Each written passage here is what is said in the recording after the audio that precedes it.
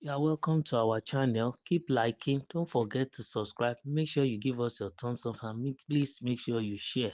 In the news, Governor Fubara celebrates new month as he marks 6 month suspension by President Tinubu. According to a media post on Monday, 4 September 2025, by the governor of Rivers State, Sim Fubara, he extended his goodwill to the people of the state as they enter the new month of September, wishing citizens peace, safety, and prosperity. Happy New Month. He said, welcome to the month of September. His Excellency Sir Simlaye Fubara, GSSRS, Governor of Rivers State. The new month message comes in a symbolic time as it almost marks 6 months since his suspension from office by President Bola Ahmed Tinubu. Governor Fubara, who had been elected under the platform of the People's Democratic Party (PDP), was suspended in March 2025 following the political crisis in Rivers State that led to the appointment of a sole administrator, retired General Ibok Ete Ibas, to oversee the affairs of the state. Since his suspension, Governor Fubara has maintained silence, refraining from active involvement in government activities while awaiting the president's final decision and subsequent legal interpretations surrounding his status. Despite his absence from governance, loyal supporters and party faithfuls across Rivers State continue to express solidarity with him, describing his suspension as politically motivated. However, many await with keen interest the outcome of the presidency's final judgment, which is expected to shape the political trajectory of the oil-rich state in the coming days. From the look of things, Governor Fubara is a man of the people. And if we could look back to March 18, that day was a sad day for democracy in Rivers State because it was the day democracy was sacked, and it is a temporary sack. And that is the hope that lies behind that very day's action.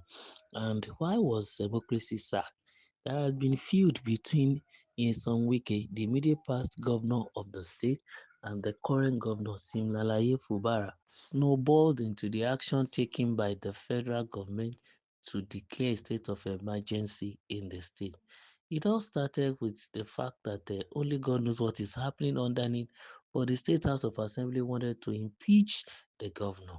And the governor was proactive. He had to take Caterpillar to the assembly complex, pull it down, did not allow them to see it, and also the assembly members decided to defect from the PDP even to APC, and as a result of that, he took advantage of that based on what constitution has given, and he told them they are no more in the party and they are tentatively sacked. Be it as it may, he also went ahead to conduct a local government election on the platform of another party with another name, bringing in his own people. And it seems as if he has unseated all the men that are put in there by his immediate past predecessor, Nyesom Wike, and also tell the assembly members that, look, in as much as you have already defected on the platform of another party, the platform in which you were elected, which belongs to a different party, you had to forfeit your seats even in the assembly. So it took a long time and they were not being paid and all sorts of things were happening. And then Wike, because he's at the center, tried to use federal might and beginning to add pressure even onto the states, and there are a lot of things. Then solidarity and support from the people started coming for the incumbent governor, to the point that the likes of the Joy youth decided to issue a threat that if they try to impeach the governor, they are going to bomb the pipeline. Because when the governor told the assembly members that they are no longer members of the assembly, those people went to court and the court reinstated them. That the governor has no right to remove them. And by the reason of the interpretation of the court, then the governor had to concur. And then since they can sit, they want to still carry out the impeachment, which the governor doesn't want to happen. And then the Joy youth decided to begin to say that they will make the whole state and Nigeria ungovernable. And that was what drew the attention of the federal government. Immediately, one pipeline was blown. The federal government took action. The National Assembly gave a particular order, support through their two-third majority vote, and then Governor Fubara was sacked, and also all the democratic institutions as regards the House of Assembly, the deputy, every one of them were suspended, and a retired general, Air Vice Marshal Ibok Ete Ibas, was now brought in as a sole administrator to see to the affairs of the state for the next 6 months, pending the period in which probably there will be restoration of peace, everyone will sheath their sword, and things will be better even for the state. And now looking at the fact that there was problem in that state, that was what prompted the federal government even to take that decision, and democracy was murdered on that very day. People were not happy, even all over the country, both in opposition and even within the ruling party. But what can they do?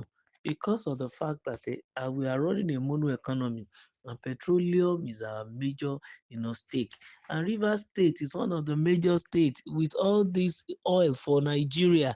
And then Nigeria is still battling with the removal of subsidy. There is economic hardship. There is no room for low-hanging fruit. There is no money already in the pocket of the nation.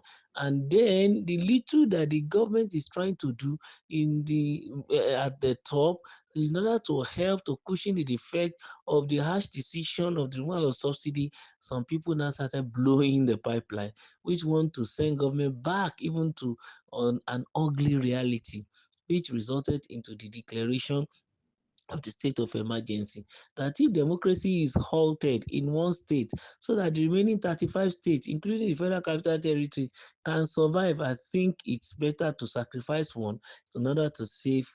To sacrifice one in order to save 35, which is a very reasonable decision. And that was what made it to the point that there's a new administrator was, appointed.